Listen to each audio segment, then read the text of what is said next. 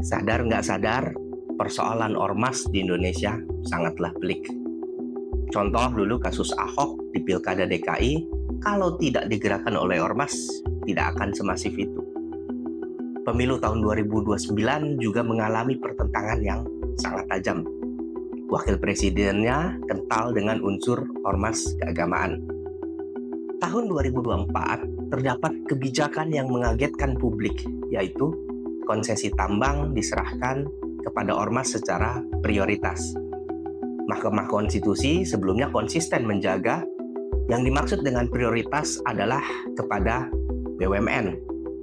Namun tiba-tiba Mahkamah Konstitusi seperti merubah pendiriannya, yaitu prioritas yang diberikan hanya kepada BUMN ternyata tidak hanya diberikan kepada BUMN, tapi bisa juga selain BUMN. Dalam konteks kebijakan saat ini, bisa diberikan kepada ormas keagamaan. Berdasarkan hal tersebut, apakah ormas memang memiliki kedudukan yang sangat tinggi di Republik ini?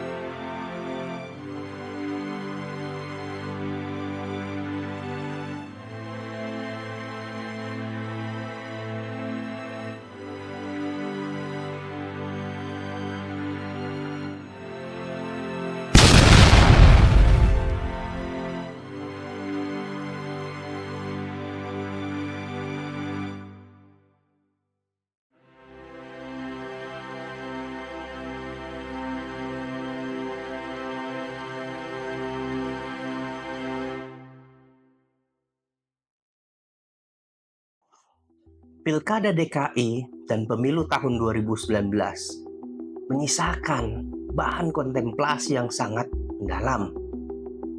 Apakah ada politisasi agama di situ? Tahun 2021 saya mempertanyakan secara mendalam hal tersebut dalam perkara nomor 65 tahun 2021. Apa yang saya pertanyakan yaitu ada ormas yang terdapat dalam nomenklatur di dalam undang-undang, yaitu Majelis Ulama Indonesia atau MUI. Secara ketatanegaraan, terdapat pertanyaan besar penempatan nomenklatur ormas di dalam undang-undang. Yang menjadi pertanyaan, apakah MUI itu sebagai ormas atau sebagai lembaga negara? Nah, ini menjadi pertanyaan yang mendalam dalam konteks ketatanegaraan. Jika MUI diberikan kewenangan yang besar, namun kedudukannya tetap sebagai ormas, ini juga bermasalah.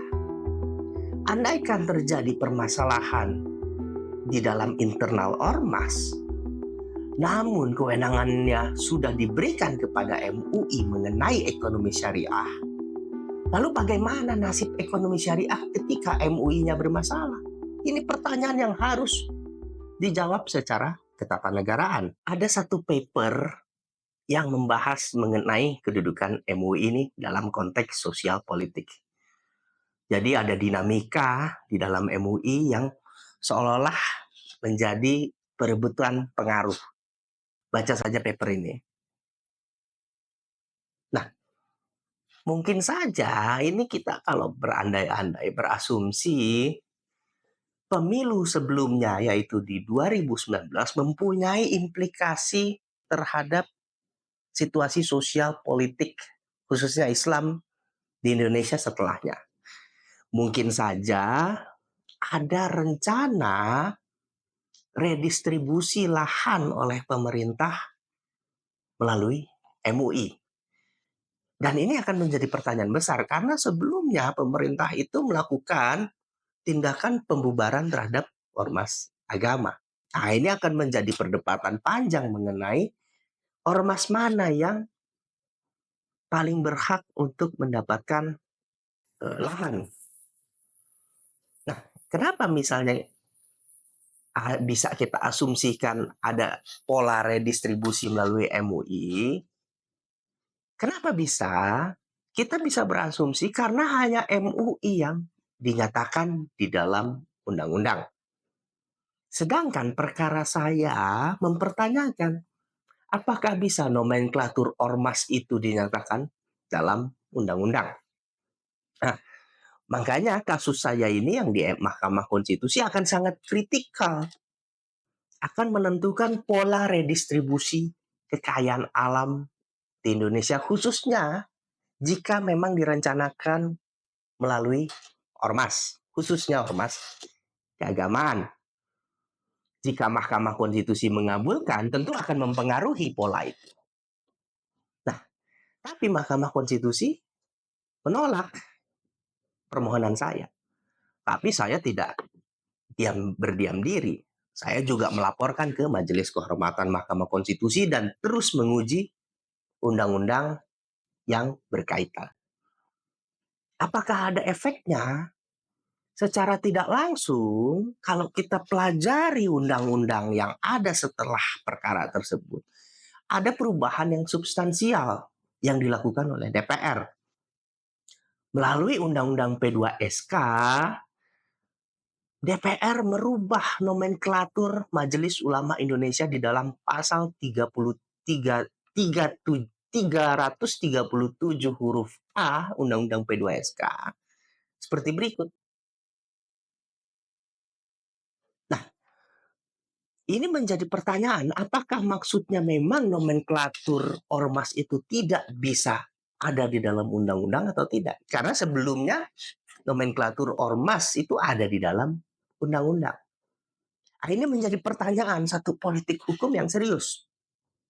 Undang-undang Ciptaker pada akhirnya juga melahirkan lembaga fatwa baru, yaitu Komite Fatwa Produk Halal.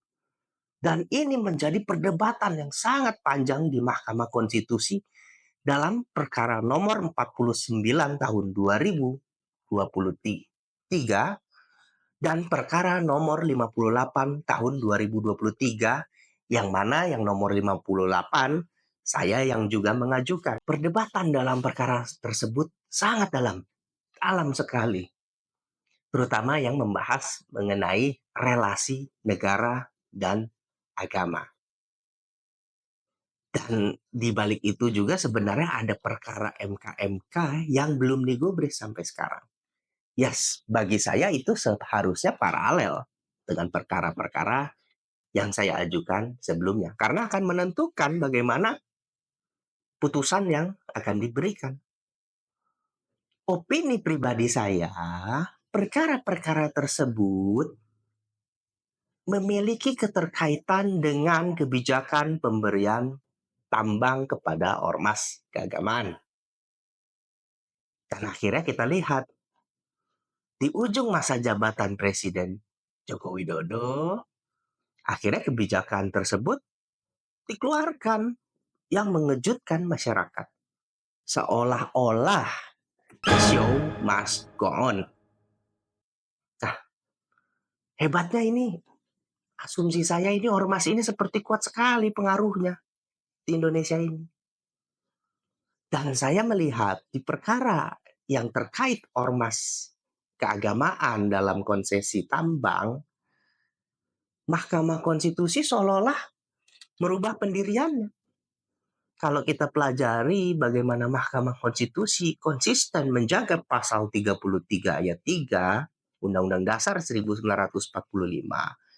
yang berkaitan dengan hak menguasai negara, itu sudah jelas. Mahkamah Konstitusi konsisten menjaga hak prioritas kekayaan alam diberikan dulu kepada BUMN atau daerah.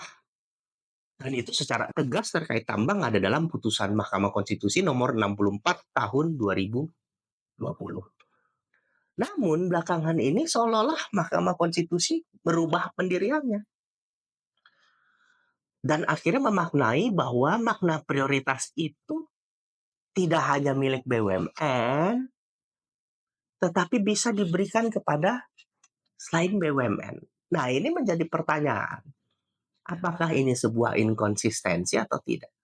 Apakah ini karena ada pengaruhnya dari ormas keagamaan atau tidak? Ini yang perlu diteliti lebih lanjut.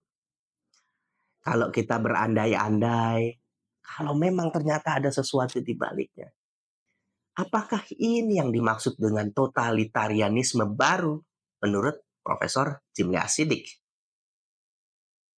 Mungkin kalau kita berandai-andai dalam teorinya Prof. Jimli itu kan, totalitarianisme baru itu suatu penguasa itu berusaha menguasai media dan masyarakat sipil. Ya, masyarakat sipil yang melalui ormas-ormas ini. Nah, bisa saja kita tafsirkan jangan-jangan nih ormas menjadi pelindung penguasa, guardian of the ruler, karena dia yang menguasai masyarakat sipil. Jika benar demikian, Indonesia ini negara hukum atau negara ormas?